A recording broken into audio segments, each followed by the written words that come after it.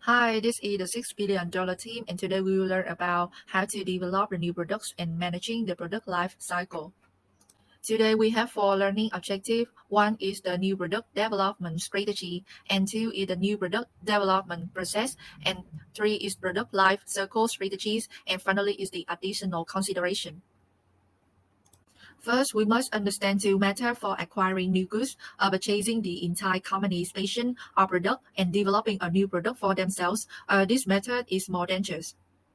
A firm may suffer risk due to the brilliant ideas but poorly implemented, pricings that are too high, inadequate promotion, or starting at the wrong time in a competitive market.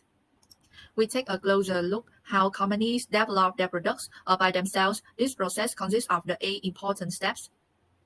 The quest for original perspective that leads to new growth begin with an idea generation research. Idea can come from the both internal or external, including the crowdsourcing. A company can usually seek concepts from their R&D department or even have their staff come list concept.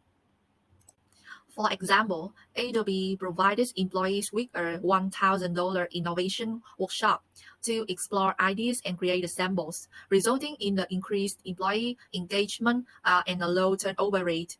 The firm may plan activities from external sources, such as the business partner, competitors, and most importantly, consumer.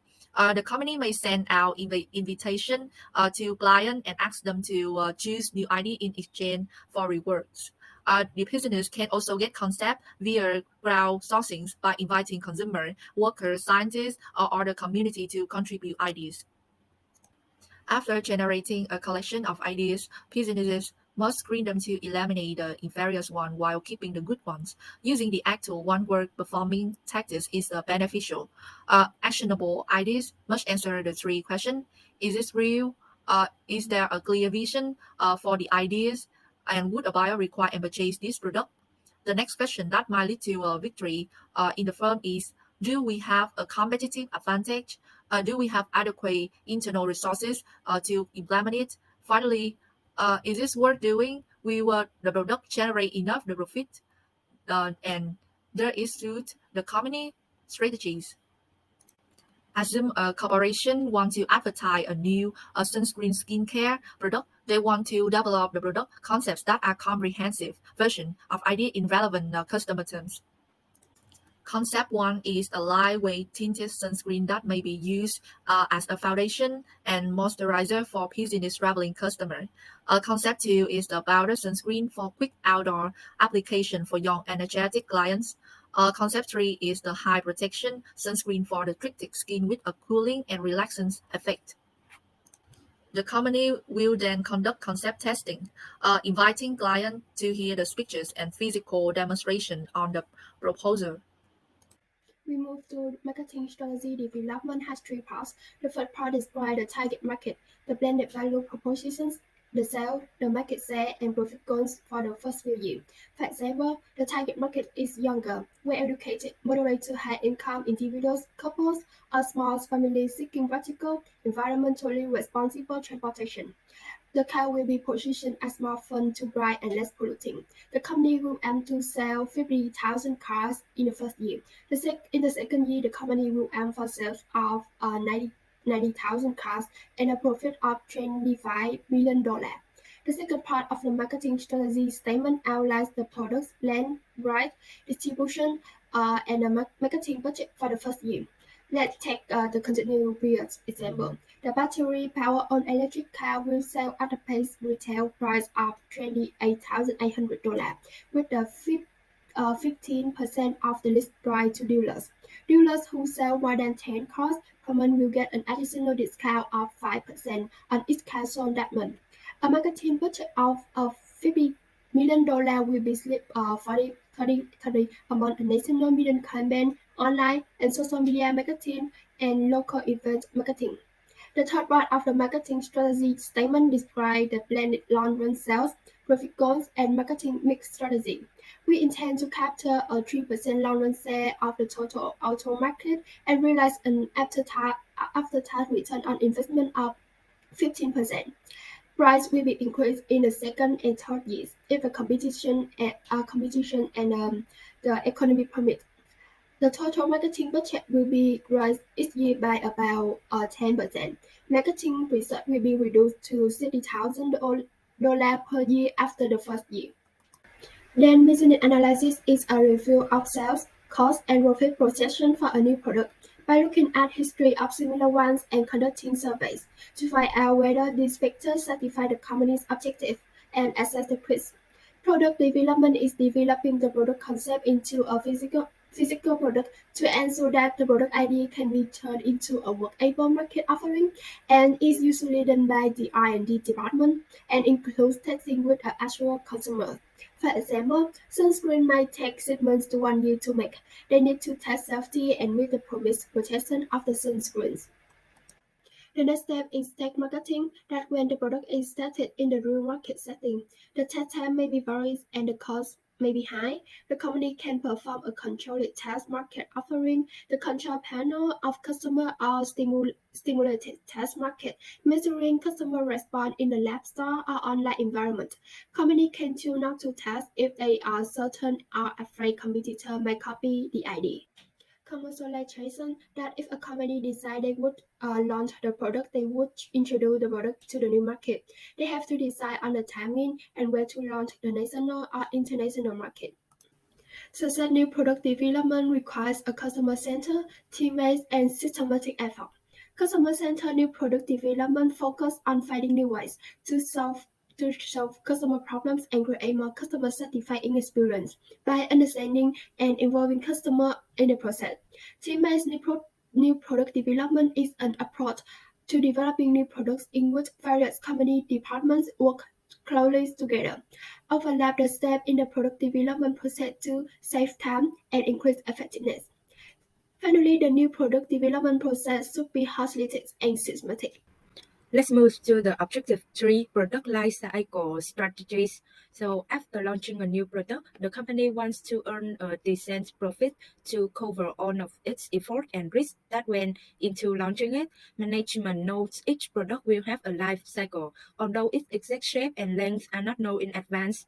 The figure below shows a typical product life cycle (PLC), the course that a product sales and profits take over its lifetime. The PLC have 5 distinct stages.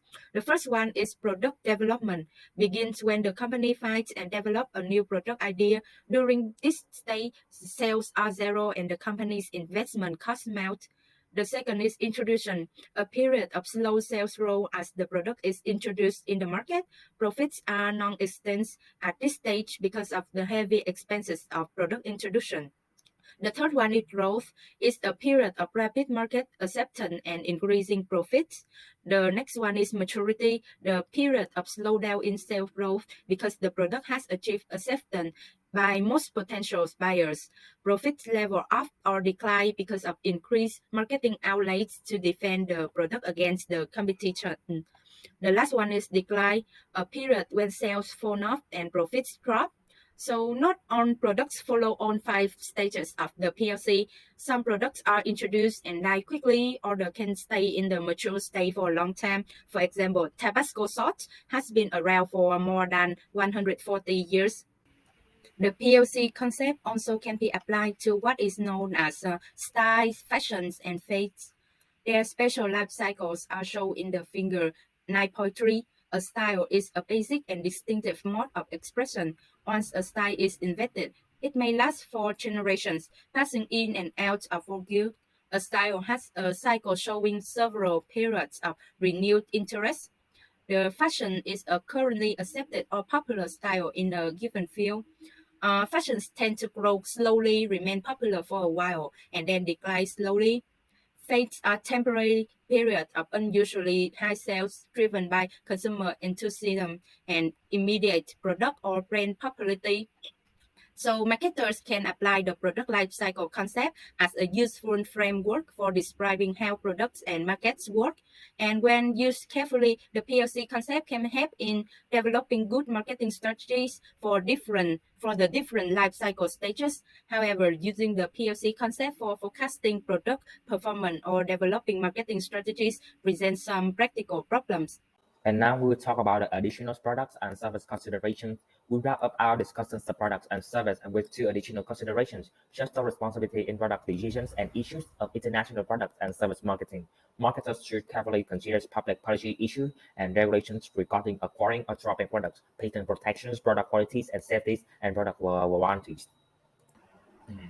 Regarding new products, the government may prevent companies from adding products through acquisitions if the effect threatens the licensed competitions. Companies dropping products must be aware that they have legal obligations written or implied to their suppliers, dealers, and customers who have a stake in the drop products. Companies must also obey U.S. patent laws when developing new products. Companies cannot make this product illegally similar to another company's established product.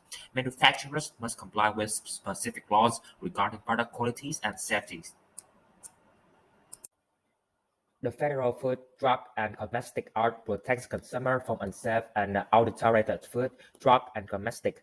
Various acts provide for the inspections of sanitary conditions in the meat and poultry processing industry. Safety legislation has been passed to regulate fabrics, chemicals, substances, automobiles, toys, and drug and poisons.